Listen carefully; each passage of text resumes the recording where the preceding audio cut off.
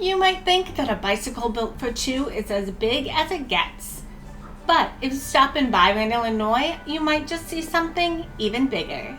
Meet Will Be Rolling.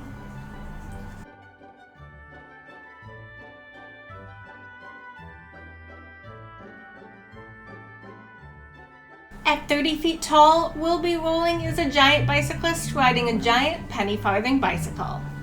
Will was installed overlooking the Mississippi River in Port Byron in 2013 and fast became a must-see stop on the Great River Trail. Will Be Rolling was made by Fast Corporation in Sparta, Wisconsin, and was modeled after a very familiar Wisconsin roadside attraction, Sparta's very own Ben Biken. In fact, Port Byron's version came about after the town's former mayor visited Sparta, saw Ben, and knew Port Byron needed one for itself. Be sure to check out Will Be Rolling when you're rolling on your next Illinois road trip.